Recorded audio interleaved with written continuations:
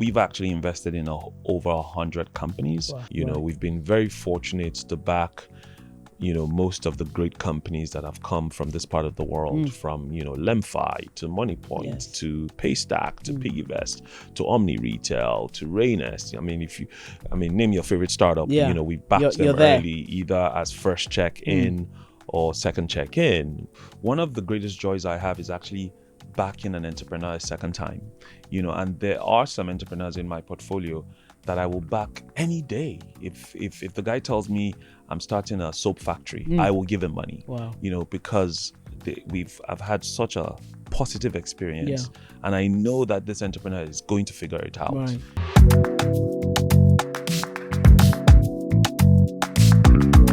Hello and welcome to The Builders, which is Nidacity's podcast, Nigerian Audacity. And today's guest is, I think, a phenomenal example of Nigerian Audacity with what he's done. He's one of Nigeria's, no, he's not. He's one of Africa's top tech, no, not one of. He is Africa's top tech investor. Kola Aina's name, when I begin to list all the companies that he's associated with, you'll understand why I've said what I've said. PiggyVest, Moniepoint, Thrive Agric, OmniRetail. Shall I keep going? But he's invested in all of them. The list is long. In fact, the list is 75 strong of tech investments that he's made through his fund ventures platform. So it's a great pleasure to have you here. It's my pleasure to be here. Thanks for having me. Yeah. Thank you for making this time out for us. Please. So we'll go straight in, because we're here to help Nigeria's entrepreneurs have better outcomes for the startups. So as an investor, what do you look for? Wow, that's you've just dived right in. Yeah, let's go. Look, I guess, we look for the quality of the human that we're backing. So not the technology. That's not the first thing. You have to remember, I take very early risk. Our firm is very happy to invest pre-revenue, at pre-MVP. And so at that stage, we're making a bet that this is a great entrepreneur that has domain expertise, that has the right grit, the right resilience, and that is really committed to solving this problem. Now, beyond looking at the quality of the individual, we then also make an assessment on the size of the market. Right. Is this a market segment that is expanding or shrinking? Are there tailwinds that supports growth in this market segment? And then we look at the product. Wow. So frankly, the product actually comes last. I'm shocked to hear that, because people often think the product comes first. I've always thought the product comes first. And it's even worse now in the age of AI, because if you're building a tech-enabled product, it's gotten so much easier to build a startup, right? And so the focus is no longer about the product, it's about distribution. Right. How do you go to market? How large is the market segment? And are you the right entrepreneur to build this company? That's how we think about backing entrepreneurs. Interesting. Now, you mentioned AI, which is it changing the type of entrepreneur you're backing? I think it's not necessarily changing the type of entrepreneur we're backing, but it is definitely redefining the time it takes to build a company, the time it takes to iterate products. Right. Amongst our portfolio. So we've actually invested in over 100 companies. Wow. Not 75. 75 of them are active today. So, we have a pretty good survival rate, above the market average for sure. What we're finding is that our companies are, finding that they're able to ship products faster. Okay. They're able to test new ideas a lot easier. Some of them, unfortunately, do not require as large engineering teams anymore. Right. And particularly fascinating is where the leadership themselves are technical. We're seeing CEOs who are back to coding, because AI allows them sort of iterate and do things, ship things a lot faster. And so I think the real change here is that AI is shrinking the cost and time it takes to build products. And so that means the arena of competition has shifted from product to distribution. Right. Yeah. Right. Yep. And which brings us back to people. Correct. Again, right? Human. Exactly. How well do you do what you do? Exactly. How building partnerships, doing sales, having an ability to understand the structure of the markets, because ultimately that is the heart of distribution. Yep. Right. Now, let's go to you, because you grew up in an entrepreneurial family. Yes, I did. How has that affected you? How did that drive and shape you? So I like to say I grew up in a startup foundry. My parents were always building businesses. Both mum and dad? Both mom and dad. My mom was a teacher, but every night when she got back, she was taking inventory. She had shops, gift shops back then. I grew up in Kaduna. And my mom had, a couple of gift shops where she would sell everything from fashion items to gift items for kids. She literally would travel to Hong Kong. I can never say it right, but you get the gist. And, pretty much every 2 weeks, buying new stock. So she was a trader. Right. But she remained a teacher. Yes, she remained a teacher, full-time job. Wow. My dad, on the other hand, built a string of businesses, from a dairy business to, a finance business, a finance house, back in the era of finance houses back then. And his largest business was a publishing business. So I saw him, fail and try again. I saw him really, be gritty and commit to and build things from very small to very large. And so very early, I was very fascinated by the idea that you can start something from zero and it can grow.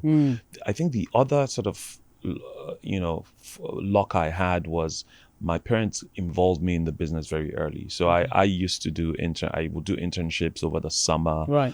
So very quickly I understood the discipline of hard work and I think, I also developed grit very early, just really recognizing that, nothing good comes easy. And so I was always, I kind of took it for granted that I was going to end up being an entrepreneur myself, really? Right? Because that's all I knew. But you started as a banker. Yeah. So you don't. But was the journey, or did you always know where you were going? So I would say I kind of figured that I would end up building a business one day. Okay. But you see, I started off, I then went to the US for school. I studied as an engineer, an electrical engineer. I went to business school and I started off as a banker. I was in corporate finance. But that was short-lived because I then, from that, I came back to Nigeria to work in my family business. Right. And at some point, I opted to leave the family business. I would say that probably is the most important inflection point in my journey, because if you're firstborn Yoruba child, you don't up and leave the family business, especially when you're meant to sort of take over the family, the reins of the business. And so it was a difficult time. But was it an easy decision but a difficult time, or was it a difficult decision and a difficult time? It was both. It was a difficult decision and a difficult time. Right. I mean, it caused some strain in my family. But I think, at the time I felt like I wanted to dance to the tune of my own music and pursue my own path. It thankfully worked out, because if it didn't, it would be a different story. But, I left and I spent several months reflecting on what I wanted to do next. And that was my foray into tech. But prior to that, I had experience in corporate finance. I'd worked as an engineer. I'd worked in the family business. I was in finance and strategy. And so I had sort of learned the rigor of corporate life, the discipline of showing up at, before 8 a.m. and putting a shift in. I'm putting a full shift, a proper shift, not this virtual remote stuff, ouch. So, and I think all of those virtues lended themselves to my entrepreneurial journey, as it were. Yeah, and it's been an amazing entrepreneurial journey. But let me ask you this, because you've sat as an investor, not a. I mean, you've had your own startups, but your real success has come as an investor deploying capital. Yeah. What skills did you pick up as an entrepreneur that helped you to make that pivot? Yeah, actually, I would challenge that a little bit, Okay, because go ahead. I often don't call myself. I don't think of myself as an investor. I think of myself as an entrepreneur. That invests. Yeah, because you see, I built emerging platforms. I was focused on that business for 10 years. Right. Business grew to significance. We had at its climax 150 employees. I started investing from the cash flows of that business. So my first 20 investment, if you look at ventures platform investing history, the first vintage was all proprietary capital. It was all my own capital. Money. Yeah. And so I think being an entrepreneur myself means that I can invest with empathy, means that I can be more value adding for the entrepreneurs that we back. And I think one of the main reputational traits of ventures platform today is this idea that we are hands-on and in a value-adding way, not in a pesky way that's not helpful to entrepreneurs. And so I think that the real value of being an entrepreneur myself is that I can empathize. I know you've walked in their shoes. I've been there before, right? So when we were there, we're supportive when things are good and when things are not good. Yeah. And I think that has lended itself to the fact that we have great deal flow. We've been very fortunate to back, most of the great companies that have come from this part of the world, from, LemFi to Moniepoint to Paystack to PiggyVest to OmniRetail to Raenest. Name your favorite startup. We backed them early, either as first check in or second check in, and today, thankfully, with our new funds, we're not only able to do that first check, we're able to be a partner over a period of time. Right. And so I think I pay homage to my entrepreneurial days. Today I get to be an entrepreneur in so many businesses, and I would trade the world for it. I really love what I do. You love what you do. Yeah, there's a big smile across your face when you said that. Yeah. So you talked about your role, sort of hand-holding, for want of a better description, entrepreneurs and understanding when things get tough. I want to talk to you a little bit about Thrive Agric, because I think that was the point at which people looked at you differently and said, whoa, okay, so venture, because everybody knows, when it's good and when it's bad, you're kind of on your own, really, as an entrepreneur. But you took the reverse decision. Yeah. What was that? What did the founder say to you, or is it just you? Is that just how you are? Yeah. So sorry, let me give them the background. Yeah, sure. For those who don't know the story, it was an investee company that had a problem during COVID. Yes. Investors, and it was a crowdfunded platform, were shouting blue murder. Everybody thought it's bad, and I've been there when Nigeria goes for you. Yeah. Nigeria went for when you. the mob comes for you. Yeah, they go particularly with social media. Yes. No, it's brutal. Yeah, this wasn't good. Yeah. So what did you do? Why did you decide to go on this contrarian route? Yeah. So look, I think first off, it's just who I am and what the firm is. We're not pure play financial investors. We are operator investors. Right. And we care about all of the stakeholders across the ecosystem, not just the entrepreneurs, but the customers, the public. You have to realize that at that point, Thrive Agric had become a poster child for the ecosystem. When I would give speeches around the world, I would mention Thrive Agric, because at the time, even the vice president of Nigeria, Professor Osibajo, who had become a champion for the ecosystem, would reference Thrive Agric's name when he was describing, this new growing bright light of our dear country. And so many people had actually signed up to Thrive Agric on the basis of those types of endorsements. Right. Unfortunately, when the company then had this bump in the road, it also meant that a lot of, on Twitter, for instance, I was being tagged. People would send me DMs like, I signed up to Thrive Agric. I put my house rent in Thrive Agric because you said they were a good company. And so I think there was a lot of noise for sure. The first step was that we had come to know the character of the entrepreneurs, and we knew that, we did a quick, dirty forensic audit, and we quickly determined that there was no fraud. They did nothing wrong. It was nothing wrong. It was just a perfect storm. You have to realize it was COVID. Yeah. There were transportation restrictions. Lots of the off-taker businesses they serve, like fast food restaurants, weren't operating. Right. And so there were just cash flow mismatches, right? But unfortunately, the public doesn't understand that. Right. People want their money when they want their money. And in reality, the business had grown rather fast. Okay. This founding team was young, and we're a good founding team, but the issues had become very complex. I think for me, the inflection point was when I got a call from a very senior Nigerian who said, "Look, this company that you guys have been talking about, I hear they're doing, something has gone wrong. A lot of people are going to lose money. This is not a good look." And so for us, it was clear that this was a systemic risk.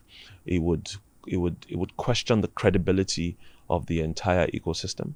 We were also clear that there was no fraud here. The entrepreneurs had simply done, all that they could all do. the right things that they could do. Right. And so we decided that, look, that this calls for rolling up our sleeves. And so our team, we called an emergency meeting, did a quick assessment, and realized that, look, they needed external help. Right. And so obviously we engaged with entrepreneurs, and eventually we put together a plan, got in an interim CEO. The management was still in the business, and an incredible turnaround story. One of the things that stood out to me from that experience was really the power of effective communication, because it turned out that what was mostly missing was, yes, things have gone bad. People have owed money, but if you put a plan in place and you communicate effectively and build trusts, people can actually wait to get their monies back. And in less than a year, all of the backlogs were cleared. Obviously, we had to sort of inject some financing, raise some debt, and the rest is history. It's history, the company and great history, right? The company went from that episode to almost 4xing in less than 18 months. Today, Thrive is one of the leading agri-tech platforms. Yes. Obviously, they then since moved away from crowdfunding to more institutional funding. Sure. Yeah, but which is more stable, which is more and sustainable less volatile. and stable. Because the crowd wanted very high interest rates. Right. At that time in Nigeria, you had so many copycats that were offering ridiculous rates, and so you almost had to keep up. So it was a trying moment for us, but we look back at it with great pride. And we've had a couple other episodes like that where we've stepped in. Today, one of the things we're most proud about our ventures platform is being able to sort of orchestrate M&As between our portfolio companies. Okay. So for instance, we were very involved in the M&A between OmniRetail and Traction. Okay. Traction apps. M&As like that tend to expand the value of the overarching portfolio, and so we don't just invest and look away. We pay attention, and by saying we're hands-on, we're also not trying to run the businesses. We take a very Socratic approach where we're engaging with entrepreneurs, and if they need us to lean in, we lean in. Our role is really to help them ensure that they're asking the right questions about their business. Right. When they need help, whether it's introductions or network, we're there to offer it. So what I'm hearing in summary is it starts with the entrepreneur. Yes. Then the product. Yes. And if the entrepreneur has the right values, then when the crisis hits, you're able to back them. Absolutely. Right. Absolutely. Right. And that's why today we spend an inordinate amount of time trying to get to know the entrepreneurs we're backing, their background, their journeys, how they engage with their teams. You have to remember, in the early days, startups are not going to have a ton of money, right? And so they're going to need to have, they're going to need to be able to inspire their team members and their customers and build trust, and so it's really, really, really about the quality of the entrepreneur. Yeah. So let's talk about that, because in Nigeria, I mean, AI, Google, you can Google people. What do you do? How do you sniff people out? Look, we're not perfect at it, but you'd be surprised what you can find in, 10, 20 minutes of Google searches and LinkedIn. We live in a very networked world, and usually we're 1 or 2 degrees of separation away from I think the best part, the most interesting one I see is, when you look through the pitch decks, people maybe would say, we work with such and such business. And because we have such a broad portfolio, there's been many occasions where we have invested in the business that they said they work claim with. To have worked and so I just pick my phone and place a phone call. Who is this? Who is this girl? Let's say it's a girl this time. And so I think the lesson there for the audience really is, you have to be careful how you shut the door behind you. Whether it's in a role, when you're exiting a business, whether it's in a commercial partnership. I think not enough of our young people pay attention to their reputation, and it follows you. Because as allocators of capital, we have a fiduciary and a responsibility to your investors, to be good custodians of capital, because we have to return capital. And we're finding that a lot rides on the quality of that entrepreneur. A couple of years ago, someone introduced a young man to me who he was 19 years old, and they told me they felt he was a genius. He was super smart. So I started mentoring him. Anyway, long story short, I invested in this guy's company, and I was still running emerging platforms, my enterprise software business. And we had a very large university that we provided all the tech for. And so, I'd taken him there, he joined me for a meeting. Anyway, long story short, this kid goes and tries to circumvent us and take over our contract with this university. This is this kid I'd been mentoring from when he was 19. He was now like 23 or 20 something.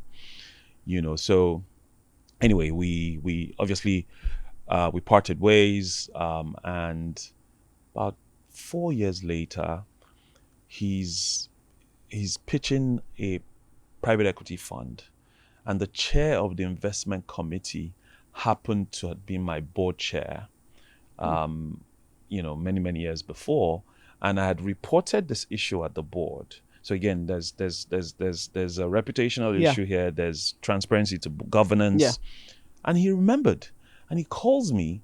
He says, "Is this Kola?" He calls the name. Is this not the young man that you said did? I said, yes. Where did you see him? Because me, I had written it up. I'd forgotten the guy. You'd moved on. He says it's right in front of me here, pitching for. Ouch.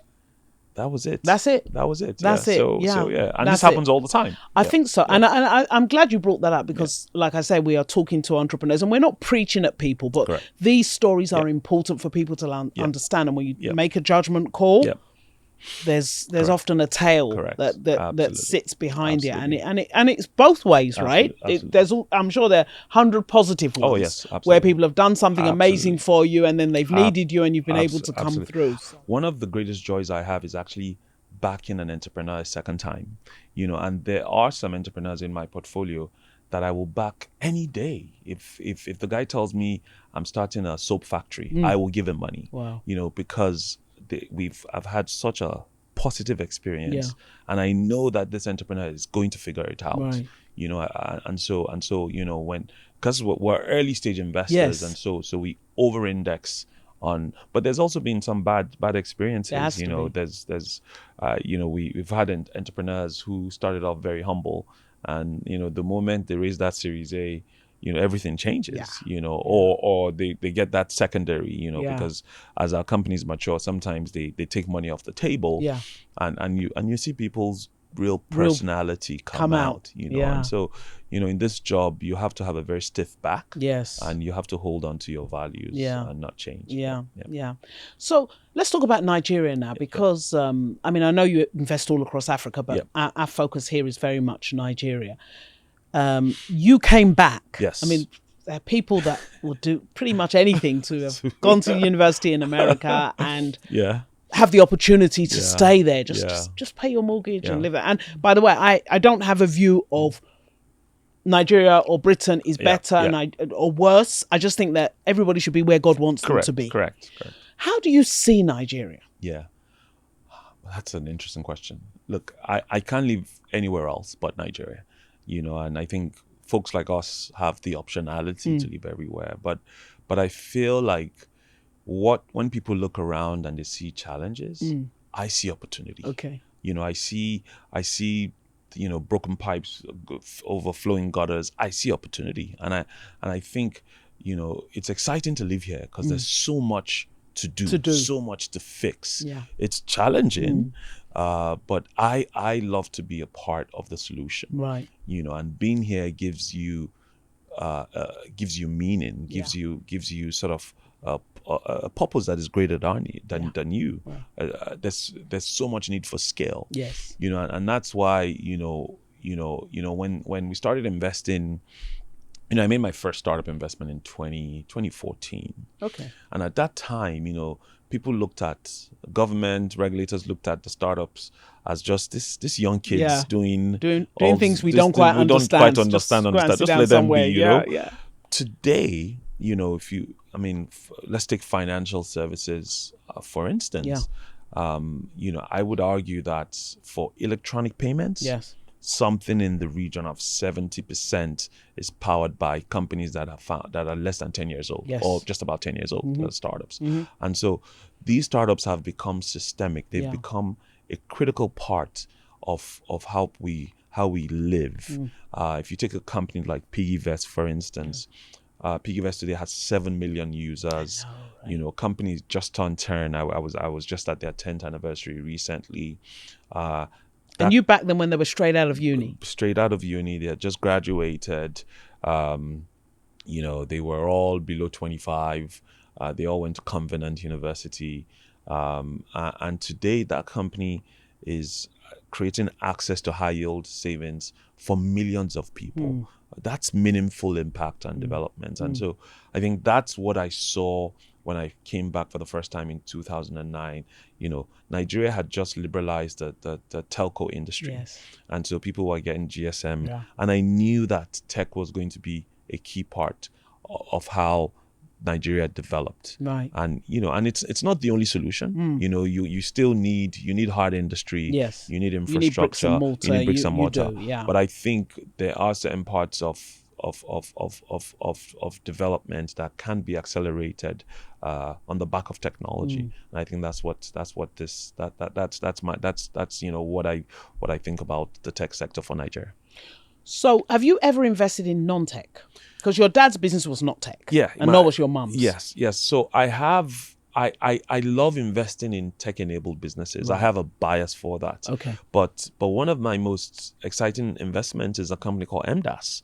MDAS is the fastest growing chain of diagnostics centers. And that, the reason for investing in that company is actually quite personal. Okay. So I had a friend, I remember I grew up in Kaduna. Yeah. I had a friend whose child had a medical ailment, a heart ailment. And so it meant they had to go do scans once a week.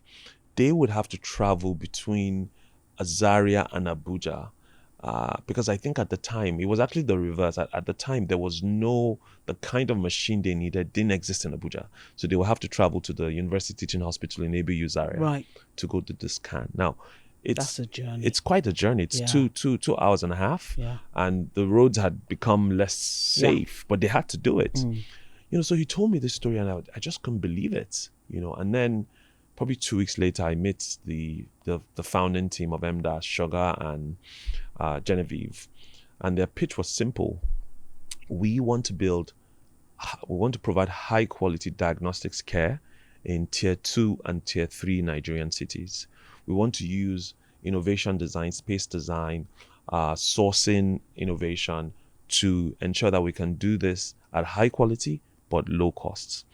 They started from one center. I think we made this investment in 2017.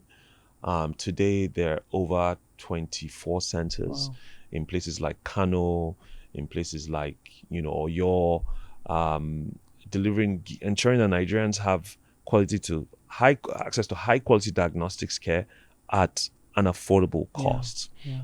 And so, I wouldn't call that a classic tech business. No. There is some tech to the business, but it's proper brick and mortar. Yes. And so while we have a bias towards tech, we have veered slightly away a little bit. Yes. So tell me about, when entrepreneurs approach them, they walk in. Yeah.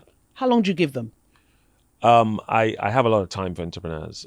It gets harder now because everyone has. So all that talk about the elevator pitch, you've got 90 seconds, Well, to be honest, I tend to know if this is something I want to lean into in less than 2 minutes. Really? To be honest, because look, what's the most important thing? What problem are you solving? What's your solution? How large is the market? Why are you the one to solve to do this problem? And you can actually deliver that pitch in a minute. Right. I think a big thing that we're also looking for now is the originality. The problem is that startups have become so mainstream that people are just copying and pasting, and there's very little originality in the market. And so and if you're in the business I'm in, last year, for instance, my team and we probably assessed across Africa. Yes. Assessed something in the region of 1,800 companies. Wow, that's quite a lot. So we're seeing a lot, right? Yeah. There's very few things we haven't seen before. Right. And so you can imagine when we see something fresh and original, we're super excited. Yeah. And so we have a very democratic deal flow process. Okay. You can go on our websites, upload your material. We assess, everyone gets a response if you come from the website. Okay. Everyone gets a response. But we also see lots of warm introductions. People would introduce people to us. And so, deal flow comes from different sources. And because we have offices in Nigeria, Lagos and Abuja, in other markets like Cairo and Abidjan with boots on the ground, we're also engaging in the ecosystems, offering our time to speak, to mentor and whatnot. And so, it's very much an ecosystem-oriented effort. Fantastic. It's fantastic. It is fantastic. All of this didn't exist, it's just slightly above 10 years ago. That's what I was just about to say. It's all so new. It's really shiny and new, and it's exciting. So from Nigeria's perspective, where we've got this huge bulge of young people in the demographic, this is absolutely so exciting. But let me ask you about that, because tech is, I'm speaking as an economist, you get sort of inflection points in development, right? And you had, the steam engine. Yes. Tech is one of them. Yes. Now, with our population, is this a positive or a negative? I think it is a positive. Okay. I think the question is, so the internet was an inflection point. Yes. But we are now at another inflection point, which is AI. Yeah. Right. And I think there is a risk that Africa gets somewhat left behind. And is a net consumer. And so I think we need to do a few things. One is we have to accelerate investment in human capital. Yeah. We have to ensure that our people are educated, are literate, but are also able to utilize these technologies and produce. We also have to accelerate investment in infrastructure. And when I say infrastructure, I don't only mean roads and bridges, right? I mean data centers. Yeah. I mean fiber backbones. And I think some of that is starting to happen. Is happening. Yeah. And so I think ultimately it can be a net positive, but we really have to be focused on making the right investment calls. By 2050, 1/4 of global population is going to be African. Yes. Most of those people are going to be young. Yeah. Most of those people are also going to be in Nigeria. Yes. So we have a lot of work to do. Right. And I think tech is one of the ingredients that we need for this big pie that we need to bake for the large numbers of people that we have. Let me come to government now, which is where I've spent quite a bit of my time. If you had a policy book, what's the number one policy you'd write? Wow. There are many policies I will write, but I would say selfishly, I will make startups and early stage VC a priority development sector. Okay. I think that Nigeria, the startup ecosystem in Nigeria has such has such an advantage that if government only said, and government is doing some of it, I think the challenge is it's happening in silos. But if government said, you know what, we want this ecosystem to continue to be the number one ecosystem in Africa. We want to reduce all the barriers. We want to attract a consistent flow of investment into our sector. Right. We want to clear all of the roadblocks. I think you will see an acceleration because people want to invest here. Yeah. People know we have a large population of non-consumers.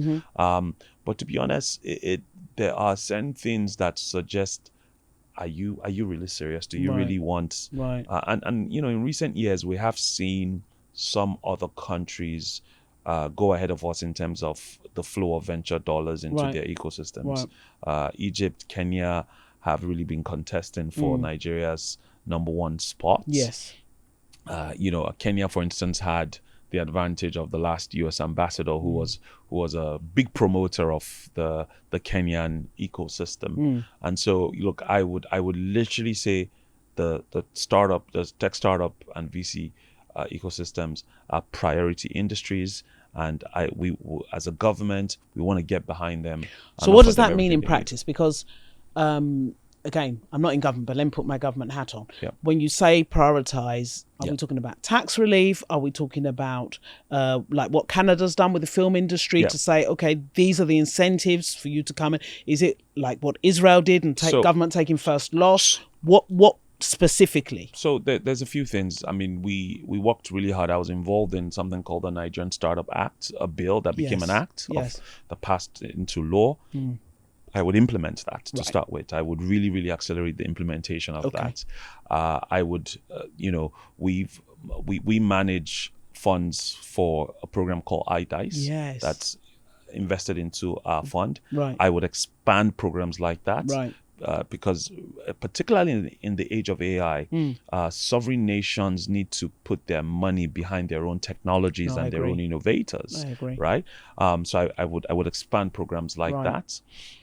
I think, tax incentives, neither here nor there, but within the startup bill, I will, for instance, do something similar to what the UK has in place, the SEIE, basically the scheme that gives tax credits for angel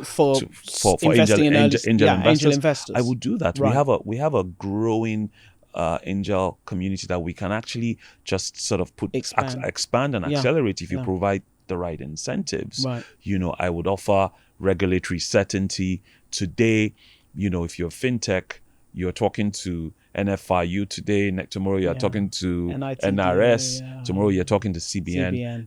Can we aggregate harmonize and get all of the agencies that are interested in, because you have to protect consumers. Absolutely. But it's for a young startup, there's often it's daunting. It's too much. And unfortunately, I think the success of the ecosystem has created a problem for the guys coming up today, and I'll explain why. You see, 10 years ago, if you were building a startup, no one really cared. You could innovate until you got big enough. The challenge now is everyone knows that these guys are making money. I mean the banks look at startups now as competition. Right? And so I think that's those are a few things that I would do, but it's really about saying this is a priority sector. We want our country to be #1. We want to build a startup nation. Israel did that. Israel did it, and we saw the outcomes for Israel. Huge. But the government took first loss on a number of funds, which I personally believe is not a bad idea. No. It's a good way to deliver a subsidy to an ecosystem that will grow jobs. Correct. Right? And it grows the jobs people want. Because when we talk about jobs, say, go and do farming. High quality jobs. High paying jobs, right? And could help you accelerate development in certain areas that you're interested in from a development index standpoint. So I'll give you an example. So I serve on the board of an organization called Athena, for instance, and I'm sure you're familiar. We for years we've been working to accelerate financial inclusion. If you look at the data in the recent years, startups fintech startups have been critical to driving that effort. So but we can look at other sectors, whether it's access to primary healthcare, we can look at education, and we can say, look, these are areas of priority development needs. So we want to support startups in the segments. So from de-risking, from taking first loss, but you're going to need coordination, across the various agencies of government and the various tiers of government. And yes, exactly. And unfortunately, that's kind of where we're missing it. But lots of credit to the central bank for being pro innovation. NIBS, a lot of the progress we see in the sector is because on of the back of organizations like NIBS. Absolutely. The Minister of Digital Economy today is doing a lot around investing in infrastructure, with the fiber backbone ring they're building. And so I think that there's spots of progress. Right. But the only thing I would ask for is better coordination. Coordination at federal level, not necessarily. Correct. Yeah. Across agency. And as someone who's been in government, trust me, that is so easy to say. I know. Right? But in practice, when you're dealing with 6 different permanent secretaries and everybody's going back and forth, it kind of needs a presidential, it kind of needs a presidential finger to just say, this is where we're going, and everybody will report into this one person or one hub, and then you can begin to get traction, because it really is the practicalities of coordination are absolutely quite tough in government. Well, look, I think this administration has shown that they want to invest in the sector. The iDice program is a significant investment of government. And so, I won't be surprised if there's a plan to solve this coordination we're talking about. It'll be good. I think it could be a game changer in where we need to go. Absolutely. Great. Your portfolio is pretty broad. Yeah. You've talked about PiggyVest, about LemFi, and a lot of them are fintech. Yes. So if somebody comes along now with a new idea, let's take, I don't know, Moniepoint, PiggyVest, LemFi, new idea, very similar. Would you still look at it? Yes, that's an interesting point. I think you're asking if we'll invest in competing businesses. Or businesses where there's overlap. Yeah, we can and we have. Okay. But we have guardrails and rules that we apply. Okay. So basically, if we invest in a company, we have what we call a cooling period. About 12 months. Okay. In 12 months, we wouldn't, if we see a similar business, we wouldn't invest, except they're in a different geography or what have you. Right. The only time we would invest again is if after that cooling period, the business we invested in maybe is not making traction. Right. But unfortunately, we still believe that there's an opportunity in that space. So we could invest again. What we've seen happen more often than not is that because companies pivot. Yeah. So today we invest in company A and company B, but as things progress, company B pivots and becomes like company A. Yeah. And that can create discomfort. But the way we solve that is we have Chinese walls. Okay. So, it's not just me, right? So, we have different people that will sit on the boards and they don't share notes. At all. It's number one rule that we have. We have to be able to chew gum and dance at the same time. It'll be different people on the boards. We're not comparing notes.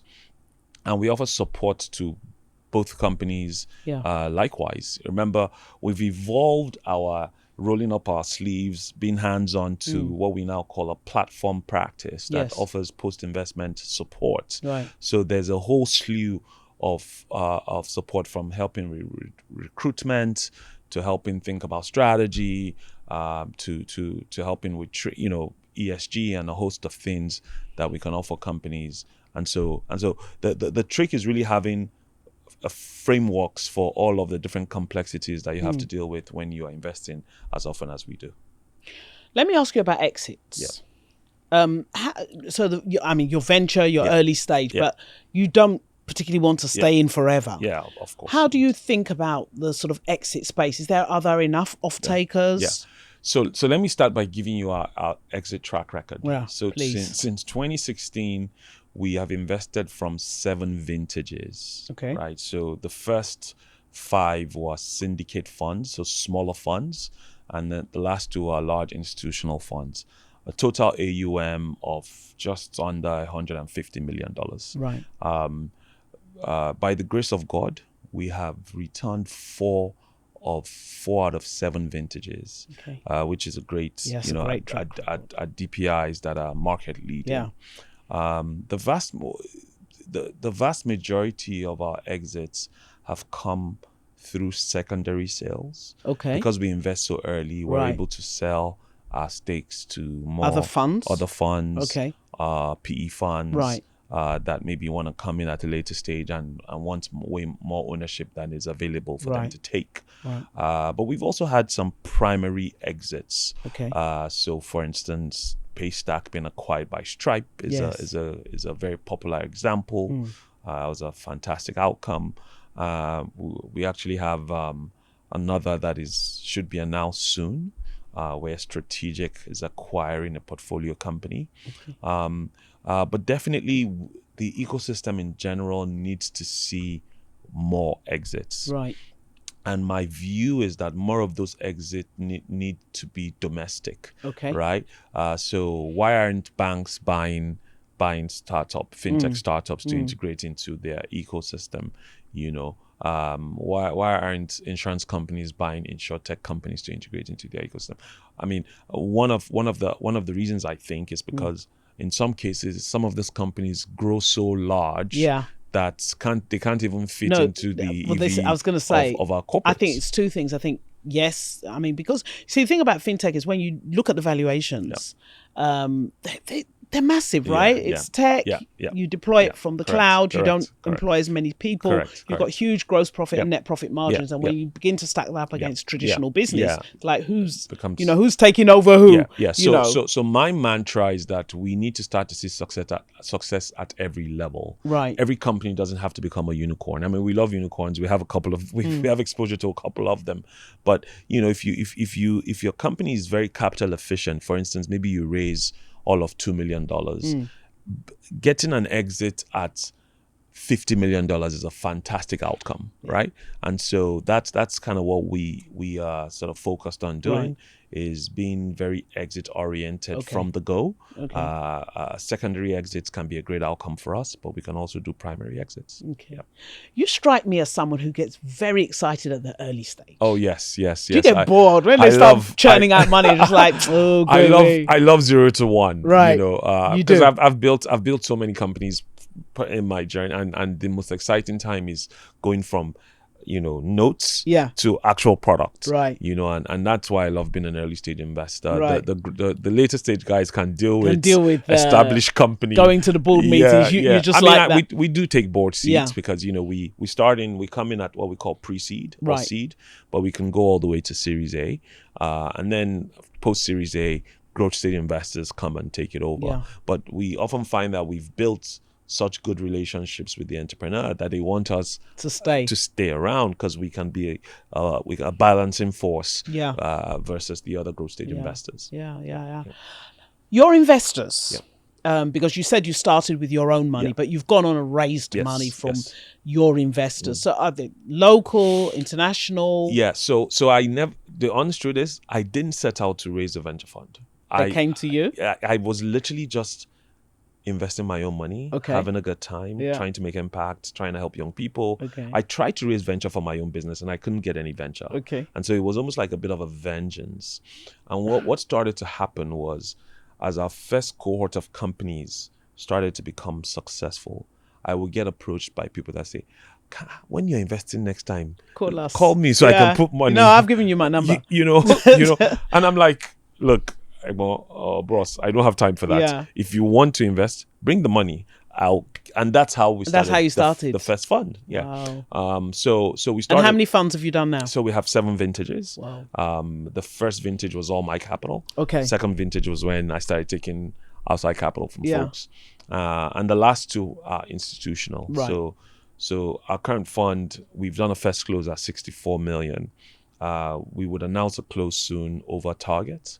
And I'm very thankful that we have folks that have invested with us from vintage 2 and have kept coming back. That's great. And they don't come back because they like me. They come back because they've seen the performance. But from a developmental perspective, right? That's more for me. I'm looking more developmentally. That's critical because it's a new sector. Absolutely. Right. When I was in financial services, I'm showing my age now.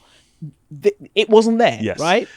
So you have to have good actors. You have to have people that preserve the integrity of the ecosystem so that people stay around and keep coming back. We're very fortunate that we've been able to attract, from the DFIs like IFC to BII to Propaco. We have commercial LPs like Standard Bank is an LP, 2-time LP of ours. family offices around the world, investors, and even local family offices. So it's a very diverse LP base. Fantastic. We have university foundations as LPs, and they're all sort of interested in this idea that there is an opportunity to make impact here in Africa, but also an opportunity to make money. Absolutely. And there's no contradiction, and there's no conflict between the two. I agree. Yes, and so, I agree. So yes, we're very delighted to have this diverse LP base. Yeah, and for a country that is growing and is capital hungry. Stories like yours encourage, right? They encourage the next set of investors that just I don't want to miss out on Nigeria. Well, look, I'm a big promoter of the ecosystem. It doesn't matter if they invest in our fund or any fund. We need, Africa receives less than 2% of global venture capital. Despite the fact that we have one of the fastest growing populations. And so there's not nearly enough capital coming here. And so, look, please look at us, invest in Africa. There's tons of opportunity here. And there's actually an opportunity to make proper alpha. Yes. This is not a impact only story. Yeah. We have delivered returns to investors, and I think that will continue to do so. Yes. I think it's interesting because you're kind of almost reading our pitch book, because one of our missions in Nidacity is to show this alternative thesis of Nigeria. Absolutely. That you can come in, you don't have to be a 419, you don't have to do politics, you don't have to do public sector. You can actually make money in Nigeria running a business. Look, we've made investments where we've had liquidity events at multiples in excess of 50x. I mean, where in the world? We have those, right? And so it is possible. I mean, not all capital allocators are going to deliver returns. Not all investments are going to work out. Right. And so it's important that you're working with the right partners, you invest in the right funds, and you invest in the right entrepreneurs. You talk about failure because it's also part of your ecosystem, especially at the early stage. Yes. And you said that there are investees that you would work with again, even when they failed. Do you I'm sure you have some failures. Do you do the post-mortem with them? Do you sit down and say, look, what went wrong? What could we have done better? Yes, doing a post-mortem is a big part of our job, right? Because we always say you want to make new mistakes, right? The last thing you want is there's some business models that just don't make sense. There's some product ideas that look good on paper, but the market tells you something different. And I think the biggest one is just because there's a gap in the market often doesn't mean there's a market in the gap. There are some problems in the world and in Nigeria that are problems, but are very difficult to make commercial sense out of, and that's why you need all that other kinds of instruments. And so yes, we do postmortems, we do them with the entrepreneurs, with ourselves. I think the biggest bit I find is that entrepreneurs, when they have failures, they need to take the time to step away for a bit and reflect.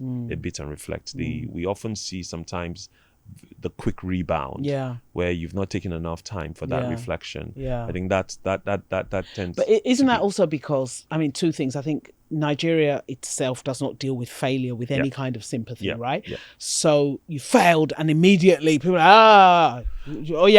keep moving. And it's okay to go take a job as well. I read a blog post recently about, there's been a couple of high profile folks that have left their startups to go join Anthropic as team members in the US. And the idea is, will a Nigerian do that? And it's because of this idea. So there's people building startups that really should just shut down. Yeah, I agree. But because they're afraid of being tagged as failures, they just keep going at it and going at it. If you can't fail, then you can't try. Absolutely. Right? And I think we're quite harsh, right? You fall in this country and, everybody jumps on you. And that's not the culture for high impact entrepreneurial societies. So we have to correct that. We got to change that culture. I think one of the things with America that, for all their failings, their president has been declared bankrupt how many times? Absolutely. Here in Nigeria, you make one mistake and nobody wants to let you. But we'll change it gradually. It is changing, and I think venture capital and startups are one way to change that, right? Yes. Because people hear that this company raised X million of dollars and they've shut down. Yeah. And I people try to scandalize. I'm like, what are you talking about? You understand? That's the business I'm in. I expect that some of my portfolio companies will fail. Yeah. And that's why it's a portfolio effect, right? So no, it's something that we need to keep emphasizing and make people feel comfortable with failure. Yeah, brilliant. Yeah. Fantastic. That's a great place to end. And to thank Mr. Kola Aina of Ventures Platform, I still just stop saying this one-off. It's all right. I'm happy to be in the group. Our number one tech investor in Nigeria, with a huge number of household names as he's in his portfolio. He's talked to us about how he thinks about entrepreneurs, talks to us about failure, success, and how he sees Nigeria. And it's been amazing having him. Thank you so much. Thank you for making this time. And this is for the entrepreneurs who are out there thinking of what to do. Can I make it in Nigeria? Mr. Kola Aina says you can.